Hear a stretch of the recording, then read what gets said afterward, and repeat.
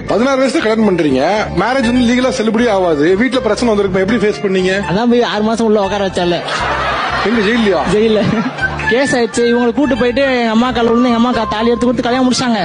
எங்க அம்மா எல்லாத்தையும் காப்பாத்தாங்க நினைச்சா நைட்டுக்கு சைட்ல கேப்ல போன் போட்டு இன்ஃபார்ம் பண்ணிட்டாங்க, உங்க பொண்ணு இங்க இருக்கு, நீங்க வாங்க சொல்லவும் அவங்க வந்துட்டாங்க ஒரு படையா. வந்து இங்க இருந்து ஸ்டேஷனுக்கு போய் பேசி முடிக்கலாம் பார்த்தா அங்க போய் இவ சும்மா இல்லாம வாயை கொடுத்து அந்த இன்ஸ்பெக்டர் கூட சண்டை போட்டு எனத்திக்குள்ள கஷ்டம். அவங்களாவது பேசி முடிச்சு அமுச்சு விடுறதுல இருந்தாங்க, இவ பேசின வாயில எனத்திக்குள்ள அடிச்சாங்க. கொஞ்சம் வெயிட் பண்ணி 18 வயசு வரைக்கும் வெயிட் பண்ணிருக்கலாம்ல சார். எனக்கு தெரியாது சார், அவள் 18 வயசு அதுல தெரியலையா? அவ எத்தனை வயசுன்னு தெரியாது. ஸ்டேஷனுக்கு போனதுக்கு அப்புறம் தான் அவளுக்கு ஏஜ் வந்து 18 16. அண்ணன் தம்பி அம்மா அப்பா எல்லாரும் கூட தான் இருக்கா, என்னைத்தான் மண்டைய கழுவி இருக்கா அப்படின்னு அப்பதான் சார் தெரிஞ்சது. கேஸ் என்னாச்சு? கேஸ் நடந்துட்டு தான் இருக்கு. இந்த மறுபடியும் 5ஆம் தேதி வயது போயிட்டு தான் இருக்கா? போயிட்டு இருக்கு சார். முடிய போகுது, எண்ட் ஆக போகுது. ரிஜிஸ்டர் எல்லாம் பண்ணி கொடுத்துட்டோம். ஆக்சுவலா இது 4வது மேரேஜ் பண்ணி ரிஜிஸ்டர் பண்ணி கொடுத்துருக்கோம். புரியல 4வது மேரேஜ்னா எப்படிப்பா சார்? ஃபர்ஸ்ட் ஒரு மேரேஜ் நான் தாலி கட்ட நான் கூட்டு போனேன்னு அம்மா வச்சு ஆமா பண்ணனா. 2வது வெளியே வந்து இருக்க மாட்டேன்டா, இருந்தா செத்து போயிரும், என் மனசை மாத்திருவாங்க எங்க சித்தி எல்லாம். 16 வயசுல ஒரு மேரேஜ், 17 வயசுல ஒரு மேரேஜ், 18 வயசுல ஒரு மேரேஜ், 19 வயசுல மேரேஜ், அவ்வளவுதான்.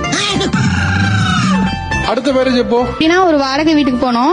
ஓகே, அங்க போயிட்டு என்னால உன்னை வீட்டுல இருக்க முடியாதுடா, நீ எனக்கு தான் வேணும் அப்படின்ட்டு அப்பயே இது பண்ணிட்டேன். கோயில வச்சு மறுபடியும் மேரேஜ் எங்க 2 வீட்டாரு மட்டும் வச்சு மேரேஜ் பண்றோம். போன வருஷம் எல்லாரையும் வச்சு ஒரு கிராண்டா ஒரு மேரேஜ் பண்ணோம். இந்த வருஷம் எங்க வீட்டு ஆளுங்களை வச்சு கிராண்டா ஒரு மேரேஜ் பண்ணோம்.